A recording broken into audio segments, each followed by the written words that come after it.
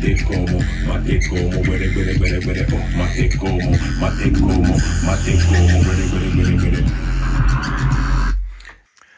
So that's the mixer Allen & Heath GL2800, which is a super compact dub mixer, and I've been using this for a while. Actually, for everything that you find on Bandcamp for these last albums, it's made on this mixer. Special thing is it has 10 auxiliary sends and 8 subgroups, so you can lay out all the effects on the auxiliary sends, but also on the subgroups if you like. It has a nice EQ, 4-band EQ with tunable high mid and low mid, and has like 32 channels, and you can hook up 64 sources in the back, because every channel can change from line to a mic input, so it also always has like 2 inputs on each channel. The width is 117, so for all the functionality and channels they put inside, it's like super compact. It's a pleasure to play with. Has nice faders. Knobs feel really good, and yeah, it's been with me for a while. Good shape.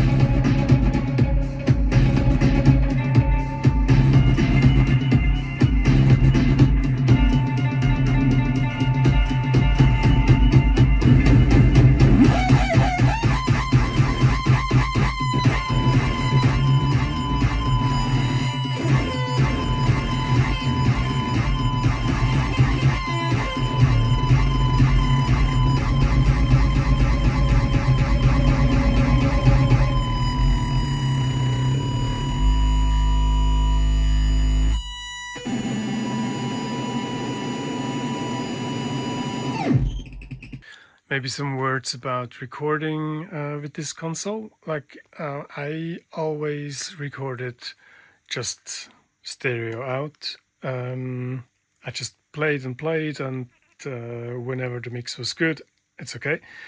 So in order to avoid screen time.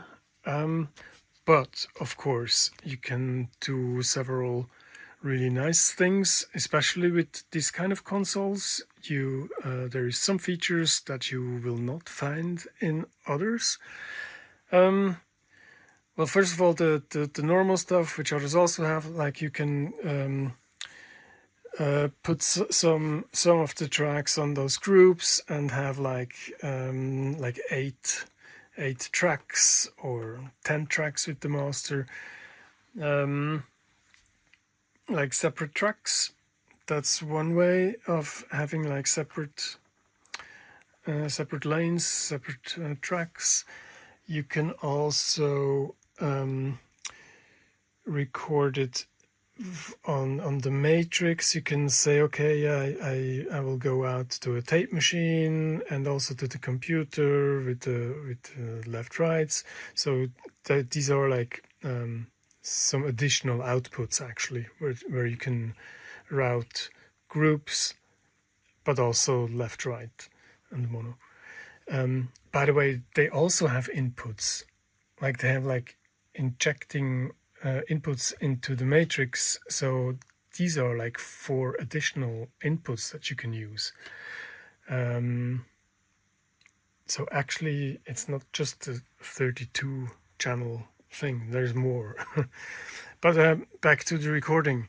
Now the feature that I would like to highlight is that you can change jumpers inside the mixer. You have to open it from the back.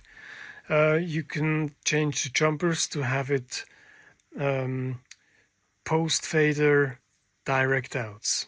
So all the channels have direct outs. And usually in the consoles, direct outs go out right after the gain stage.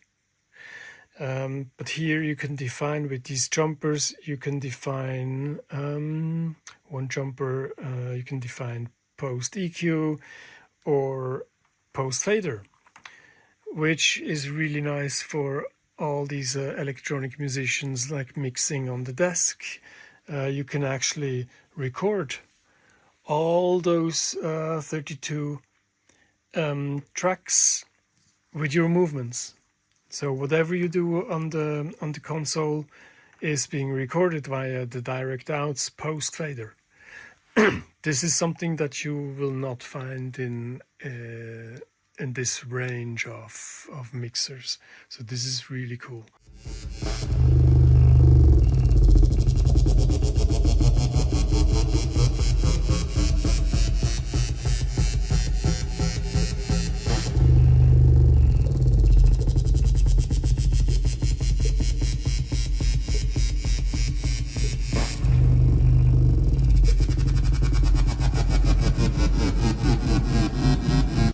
By the way, all channels have a high-pass filter, and all the auxiliary sends can be changed pre or post fader in groups of 4 and 2. The mute buttons, they don't click, so that's very handy for playing live stuff. Also, those group buttons, they don't click, so they don't do any sound to it. Same with the mute knobs, they're nicely built. Yeah. The pre-fader listening, actually they do click, so I don't use them for recording, for playing like live stuff. All the EQs are working nicely. I can turn it off again just to show.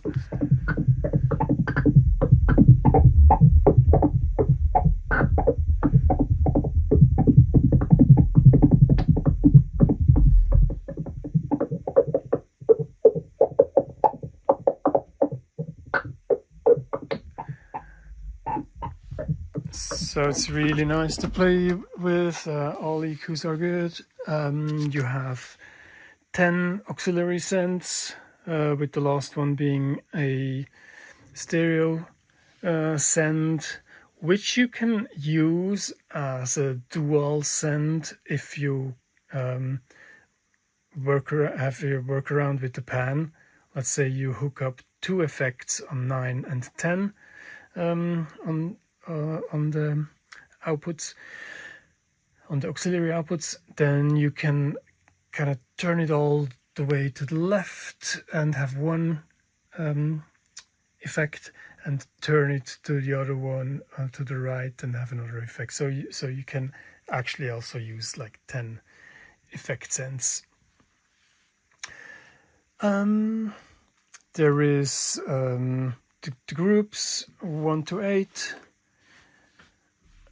Which you can, I use it to feed some more effects which come back on the channels, but you can also just use it with inserts and routing them to the master channel. There is mute groups, so if you define a certain amount of channels to the mute groups, you can have several channels muted directly, which is really nice also for mixing, for live mixing. Then you have the stereo return, 2 stereo return with 4 inputs, all stereo. So you can actually have like 4 returning stereo feeds in here and put it out to this. Then you have a matrix, which I use as a second pair of monitors. And yeah, that's probably already it. You have a 2-track coming in here, just another input which I use like for my computer, for my phone or something. You have the headphones out. Of course, you have like these noise or just testing stuff. Talkback mic. So maybe a couple of insights of how I hooked it up, everything. I do have like patch bass, so I have all the line inputs and mic inputs hooked up on the patch bay. Then I have 16 tracks hooked up on a sound card, so I can play from the computer these things here laid out, and I have like effects on this side. So in those cases where I work on the computer, I have all the stems here and kind of wiggle around with the effects and have the effects separately on this side. Always with the possibility of having this feedback matrix, so I can feed the effect, one effect into the other one, and then feedback the second into the first one, etc. So I do have like this also the feedback possibilities. On each group you have an insert which you can use. On all the tracks you have inserts in the back.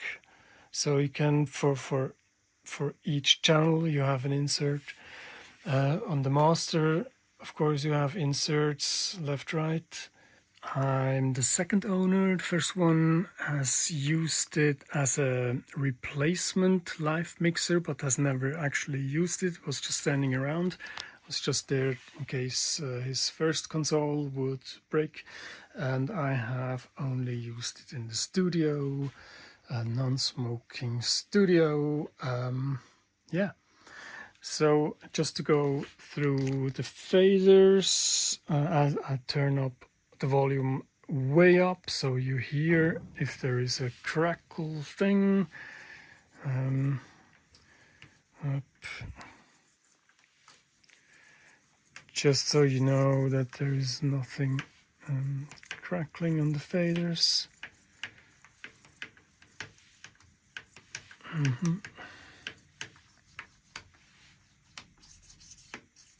So those are the groups.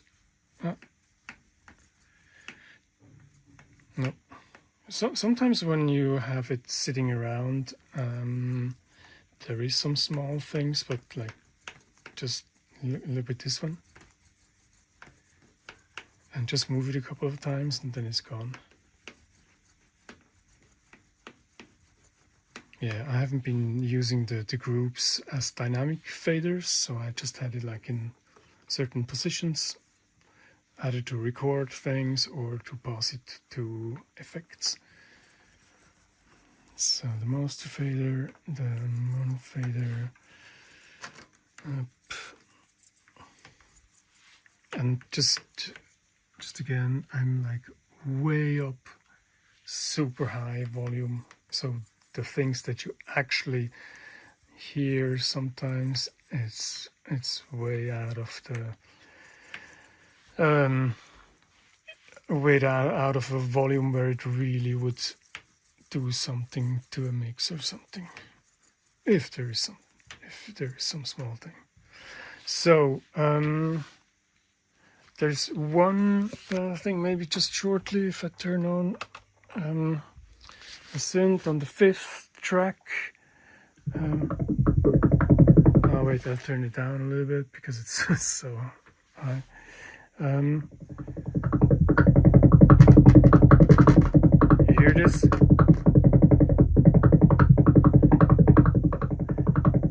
So when there is some pressure, when you put some pressure on the fader, there is a crackle. So this channel 5 is a bit problematic. I would exchange the fader probably. But I just was working around with it, because if you don't apply pressure on the fader, there is no problem. But if you apply pressure, then it starts like there's some problems in the connections. But if you don't put pressure on it, you can just use it. So for the heavy movements that during mixing, I kind of avoid the channel 5 to do like really drastic stuff, because then I'm like playing really physical. But if I just use it just for slight movements, then it's no problem. So channel 5, that's this one.